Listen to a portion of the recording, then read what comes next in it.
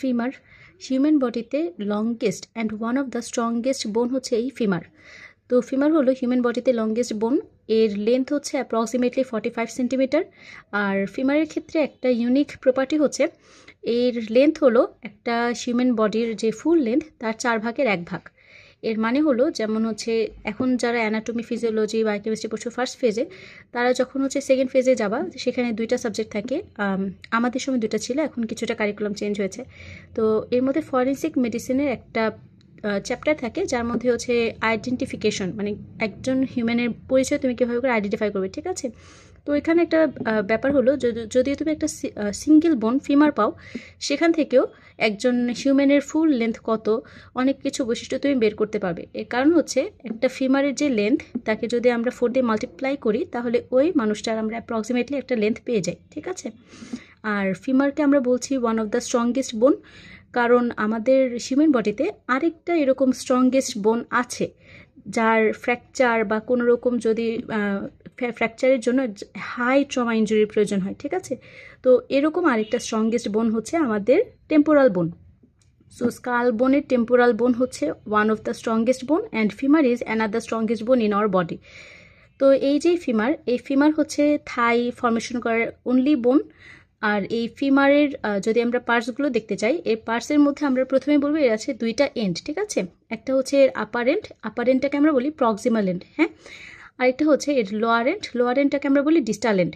কারণ আপার এন্ডটা হচ্ছে হিপ বোনের সাথে থাকে অ্যান্ড হিপ জয়েন্ট ফর্মেশন করে এবং প্রক্সিমালি থাকছে, তো এটা প্রক্সিমাল এন্ড। আর এই লোয়ার এন্ডটা যেটা সেটা হচ্ছে টিবিয়ার সাথে নি জয়েন্ট ফর্মেশন করছে, ডিস্টালি থাকছে, সো ডিস্টাল এন্ড, ঠিক আছে। আরেকটা থাকে হচ্ছে এর ইন্টারভেনিং শ্যাফট, তো এর একটা ইন্টারভেনিং শ্যাফট আছে। তো এই যে এর আপার এন্ডের মধ্যে বেশ কিছু স্ট্রাকচার আছে, বেশ কিছু পার্টস আছে। তো আমরা যদি একটা একটা করে বলতে চাই, এর আপার এন্ডের মধ্যে প্রথমে আছে হচ্ছে একটা স্ফেরিক্যাল একটা হেড, ঠিক আছে। তো এই যে স্ফেরিক্যাল হেড, এই আপার এন্ডের হেড হচ্ছে হিপ বোনের যে অ্যাস্টাবুলাম, এই হিপ বোন অ্যাস্টাবুলামের সাথে কানেক্ট হয় আর এর সাথে একসাথে ফর্মেশন করে hip joint, which is a ball and socket variety of synovial joint, ঠিক আছে। তো এই যে ball and socket variety of synovial joint এর একটা ইউনিক প্রপার্টি হচ্ছে এই জয়েন্টটা সব দিকে মুভমেন্ট করতে পারে, ঠিক আছে। এর জন্য এটাকে আমরা বলি একটা মাল্টি এক্সিয়াল জয়েন্ট। আর এই ball and socket variety of synovial joint হওয়ার কারণেই এই হিপ জয়েন্টের মাধ্যমে flexion, extension, abduction, adduction, external rotation, internal rotation, circumduction, all type of movement is possible with this hip joint. আর এই স্ফেরিক্যাল হেডের মধ্যে একটা আমরা ডিপ্রেশন দেখতে পারি, এটাকে বলে ফোবিয়া, ঠিক আছে। এই ফোবিয়ার সাথে ligament of the head of the femur এটা হচ্ছে অ্যাটাচ থাকে এই ফোবিয়ার সাথে। তো এই প্রক্সিমাল এন্ডের মধ্যে একটা পার্ট হচ্ছে এই হেড, আর এই হেড হচ্ছে সম্পূর্ণ ইন্ট্রাক্যাপসুলার, ওকে। এরপরে যে পার্টটা, এই নেক্সট পার্টটাকে আমরা বলি নেক হচ্ছে ওই অংশ যে অংশ দেখা যাচ্ছে হেডের সাথে শ্যাফটটাকে যুক্ত করছে। তো এই হেডের সাথে আর এই যে শ্যাফট একে যে যুক্ত করছে এই পোর্শনটাকে আমরা বলি নেক, একটা কনস্ট্রিক্টেড একটা পার্ট। তো এই নেকের মধ্যে হচ্ছে আছে 2টা সারফেস। এর যে সামনের সারফেসটা এটাকে আমরা বলি হচ্ছে অ্যান্টেরিয়র সারফেস, আর এর যে পেছনের সারফেসটা এটাকে আমরা বলি পোস্টেরিয়র সারফেস, ঠিক আছে। আর আছে 2টা বর্ডার, একটা হচ্ছে এর ওপরের বর্ডারটাকে আমরা বলি হলো আপার বর্ডার, আর এর নিচের বর্ডারটাকে আমরা বলি লোয়ার বর্ডার, হ্যাঁ।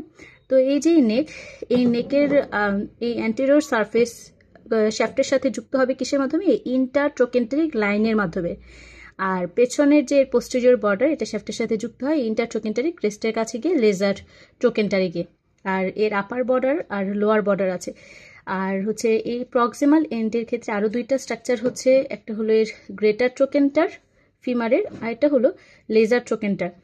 তো এই গ্রেটার ট্রোকেন্টার আর লেজার ট্রোকেন্টার এই ফিমারের হচ্ছে অনেক একটা ইম্পর্টেন্ট সাইট, কারণ যখন হচ্ছে ফিমারের ফ্র্যাকচার হয় তখন দেখা যায় এই ট্রোকেন্টারিক ফ্র্যাকচার অনেক কমন, ট্রোকেন্টারিক ফ্র্যাকচার কমন হয়ে থাকে। সো এই ট্রোকেন্টার 2টা এর মধ্যে হচ্ছে অনেক মাসেল অ্যাটাচমেন্ট হয় আর হচ্ছে অনেক পুলিং হয়, এই জন্য গ্রেটার ট্রোকেন্টার, লেজার ট্রোকেন্টার এগুলোর মধ্যে যদি এপিফাইসিস বলি তো এদের মধ্যে হয় হচ্ছে ট্র্যাকশন এপিফাইসিস, ঠিক আছে।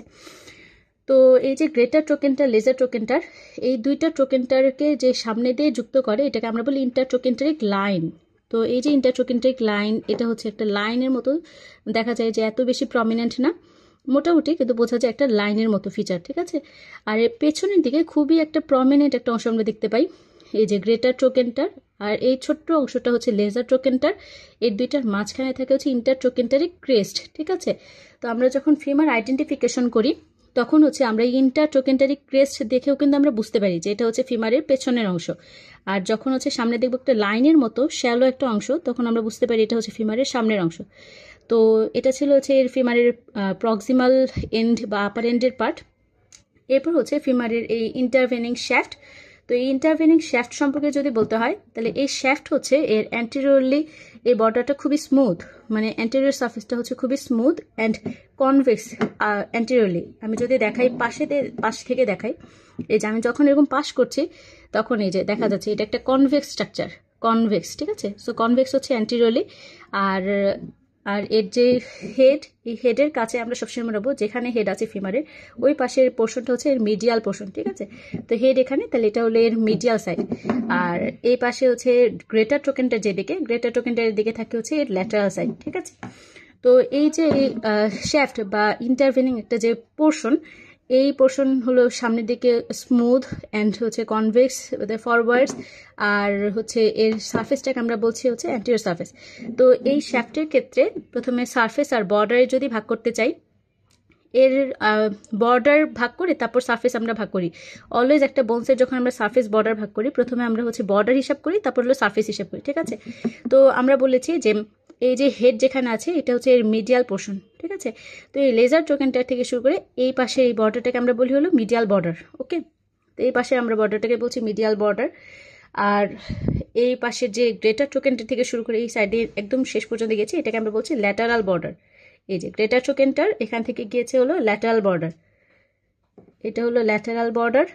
আর এই যে হেড, এটার পরে নেক থেকে শুরু নিচে পর্যন্ত গিয়েছে, এটা হচ্ছে মিডিয়াল বর্ডার। এখন এই যে ফিমারের পেছনে আমরা সহজে পোস্টেরিয়র বর্ডারটা বলতে পারছি না, কারণ এই যে ফিমারের যে পেছনের এই পোর্শন, এটাকে আমরা তিনটা ভাগে ভাগ করতে পারি, ঠিক আছে। তো এতটুকু পর্যন্ত এই একটা যদি আমরা ভাগ করি, এটাকে আমরা বলবো আপার 1/3। এই মাঝখানে যদি আমরা একটা ভাগ করি, এটাকে বলবো আমরা মিডল 1/3। আর যদি পেছনে এখানে একটা ভাগ করি, তাহলে এই পাশ থেকে শুরু করে পেছন পর্যন্ত আমরা বলবো হচ্ছে লোয়ার 1/3, ঠিক আছে। তো এই যে মিডল 1/3, এই মিডল 1/3-এ দেখা যাচ্ছে একটা সুন্দর অনেকটা প্রমিনেন্ট একটা লাইনের মতো দেখা যায়। তো এটাকে অ্যাকচুয়ালি আমরা বলছি হচ্ছে পোস্টেরিয়র বর্ডার। এর একটা সুনির্দিষ্ট নাম আছে, এটাকে আমরা বলি লিনিয়া অ্যাসপেরা। আর এর যে এই লিনিয়া অ্যাসপেরা থেকে ফিমারের পোস্টেরিয়রলি যখন আমরা আপার 1/3-এর দিকে যাব, এই লিনিয়া অ্যাসপেরাটা এরকম দুই ভাগে ভাগ হয়ে যায়, ঠিক আছে। তো এই যে ল্যাটারাল সাইড বা গ্রেটার ট্রোকেন্টারের দিকে, এটা হচ্ছে ফর্মেশন করে gluteal tubercle, lateral lip of the gluteal tubercle formation করে, ঠিক আছে। আর এই যে হেডের পাশে মিডিয়াল সাইডে যায়, এই অংশটাকে আমরা বলি স্পাইরাল লাইন। তো এই হেডের পাশে মিডিয়াল সাইডটাকে আমরা বলছি হচ্ছে স্পাইরাল লাইন, ঠিক আছে। আর এই যে লিনিয়া অ্যাসপেরা, এই লিনিয়া অ্যাসপেরা থেকে যখন লোয়ার 1/3-এ যাবে, এই লোয়ার 1/3-এ যে এই দেখো দুইটা লাইনে ডিভাইড হয়ে যায়, ঠিক আছে। তো এর যে হেডের পাশে সবসময় বলেছি, হেড যেখানে থাকবে তার সব কিছুকে আমরা ধরবো মিডিয়াল সাইড। তো এটা হচ্ছে লোয়ার এন্ডের মিডিয়াল কন্ডাইল। তো এক্ষেত্রে মিডিয়াল এই পাশে হচ্ছে মিডিয়াল সুপ্রাকন্ডাইলের লাইন ফর্মেশন করে, যেহেতু কন্ডাইলের ওপরে আমরা এটাকে বলছি সুপ্রাকন্ডাইলের, ওকে। আর এই ল্যাটারাল কন্ডাইলের কাছে হচ্ছে ল্যাটারাল সুপ্রাকন্ডাইলের লাইন ফর্মেশন করে, ঠিক আছে। তো এখন যদি আমরা সারফেস হিসেবে বলতে চাই, ফিমারের সারফেসটা হলো প্রথমে হলো অ্যান্টেরিয়র সারফেস। ফিমারের যে মিডিয়াল বর্ডার আর ফিমারের ল্যাটারাল বর্ডার, এর মাঝখানে যে স্মুথ একটা অ্যান্টেরিয়রলি কনভেক্স সারফেস দেখতে পাই, এটাকে আমরা বলি অ্যান্টেরিয়র সারফেস। আর ফিমারের মিডিয়াল সাইডে এই মিডিয়াল বর্ডার আর এই লিনিয়া অ্যাসপেরা এর মাঝে যে সারফেসটা আমরা দেখতে পাচ্ছি, এটাকে আমরা বলি মিডিয়াল সারফেস, ওকে।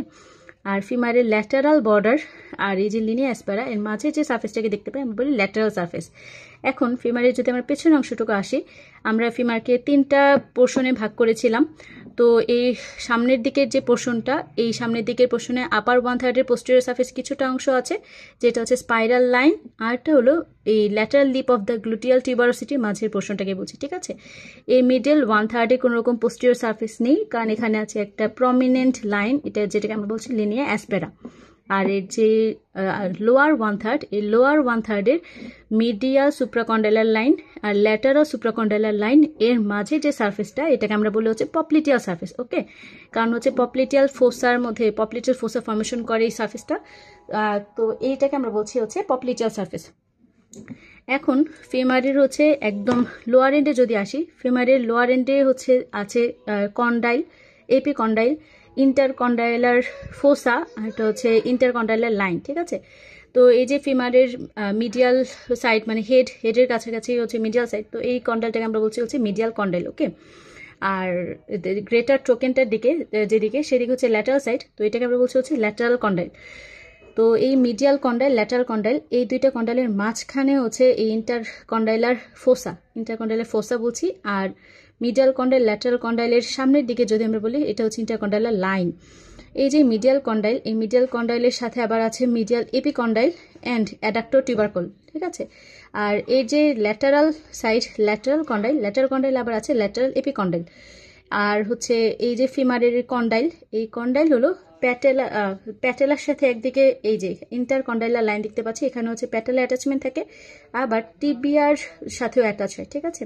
সো টিবিয়ার সাথে অ্যাটাচ হয়ে ফিমার তখন ফর্মেশন করে হলো knee joint, which is a condylar variety of synovial joint. আর নি জয়েন্ট যেহেতু condylar variety of synovial joint, এর জন্য এই মুভমেন্ট শুধুমাত্র হচ্ছে ইউনিঅ্যাক্সিয়াল হয়, মানে শুধুমাত্র ফ্লেকশন অ্যান্ড এক্সটেনশন পসিবল নি জয়েন্টের ক্ষেত্রে, আর অন্যান্য মুভমেন্ট নি জয়েন্টের ক্ষেত্রে কখনোই পসিবল না, ওকে। তো হচ্ছে ফিমারের এই ছিল ফিমারের পার্টসগুলো। তো আমি ফিমারের হচ্ছে আরেকটা ভিডিও আপলোড ইনশাল্লাহ করব, সেখানে হচ্ছে ফিমারের muscle attachment, ligaments and also nerve supply, blood supply সব কিছু নিয়ে আলোচনা ইনশাল্লাহ থাকবে। So thanks a lot for watching my video.